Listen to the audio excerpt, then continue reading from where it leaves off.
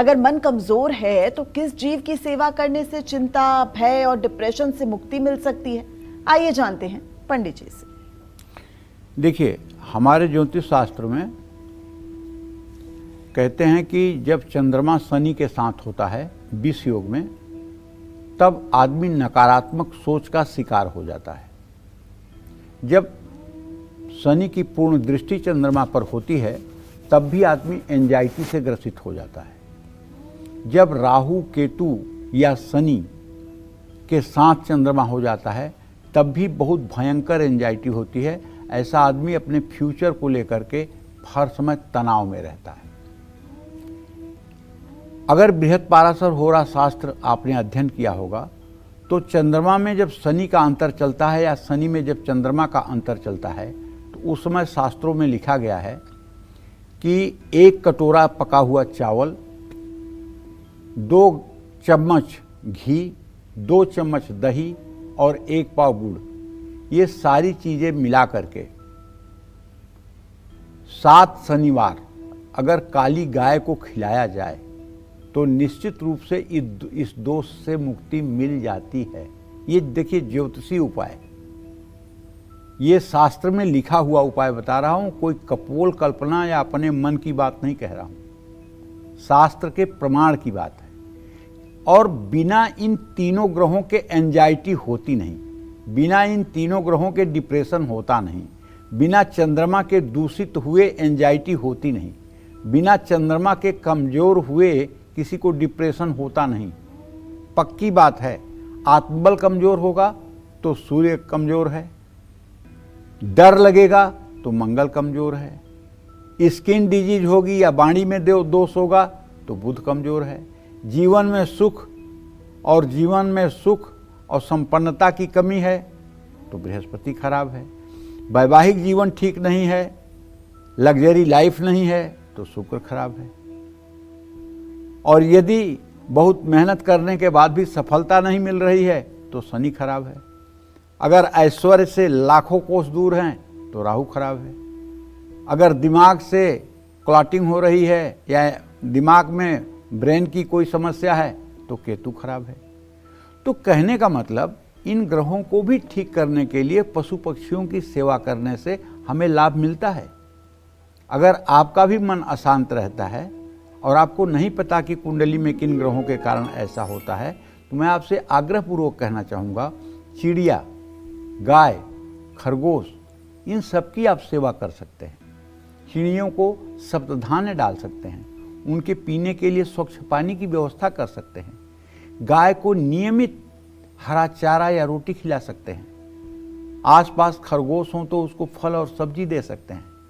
ये उपाय करने के लिए सोमवार और बुधवार का दिन शुभ होगा। इन उपायों को करने से चंद्रमा और बुध के बुरे प्रभाव कम होंगे, अकारण चिंता या भय में भी कमी आएगी। तो कहने का आशय ये है, जीव जंतु की सेवा से मनुष्य को बहुत सुकून मिलता है। पशु पंछियों को भोजन कराते समय हमेशा ताजा अन्न की व्यवस्था करनी चाहिए, और सब्जियां भी आपको, कच्ची सब्जियां भी आपको खिलाना चाहिए। पंछियों के लिए रात के समय अनाज नहीं डालना चाहिए। जय मां विंध्यवासिनी। तो चर्चा यूं ही जारी रहेगी। इस बीच हमारे साथ एक और कालचक्र की कॉलर जुड़ गई हैं। कृपया अपना सवाल कीजिए पंडित जी से। गीता। जय मां विंध्यवासिनी पंडित जी। जय मां विंध्यवासिनी। हाँ पंडित जी, मेरे 2 प्रश्न हैं। मैं अपने बड़े बेटा के बारे में पूछना चाहती हूँ। क्या नाम है आपका? गीता रानी सोनी। अच्छा गीता जी, बताइए बड़े बेटे के बारे में क्या जानना है? हाँ, बड़े बेटे का नाम दीपेश सोनी है। इसकी उम्र है 16 दिसंबर सन 1999, दिन गुरुवार, सुबह के 9:55 और 56 के बीच में। तो मैं ये पूछना चाहती हूँ पंडित जी, जैसे अभी प्राइवेट सेक्टर में काम कर रहा है और एग्जाम भी दिया है पंडित जी, तो उसका सरकारी नौकरी का योग है कि नहीं, और प्राइवेट सेक्टर में अगर कर रहा है तो उसमें बढ़ने का योग है कि नहीं।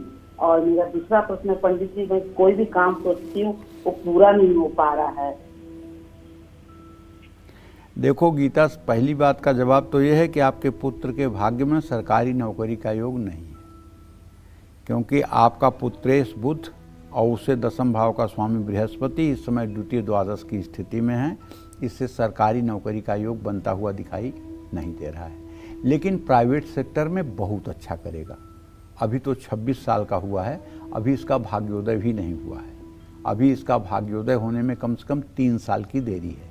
जब इसका भाग्योदय होगा तो निश्चित रूप से ये अपने कुल के लिए बहुत ही आशा की किरण बन जाएगा। और जहाँ तक तुम्हारा सोचा हुआ नहीं होता है तो बेटा इस दुनिया में किसी का सोचा नहीं होता है।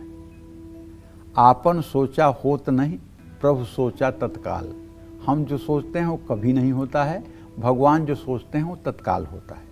इसलिए मैं आपसे हाथ जोड़ के निवेदन करूंगा कि आप अपने आप को अपने भगवान के सामने सरेंडर कर दो कि हे भगवान, मैं तो मूर्ख हूँ, मुझे कोई बुद्धि नहीं है, मैं आपके चरणों में समर्पित हूँ।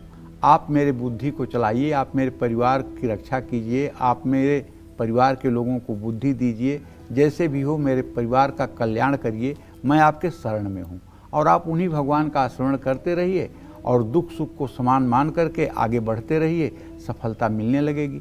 जब तक आप सोचोगी कि मुझे करना है, मैं करूँगी, तब तक सफलता कहाँ मिलेगी। तो इस तरह से अपने भाव को बदलो, सब ठीक हो जाएगा। जय माँ विंध्यवासिनी।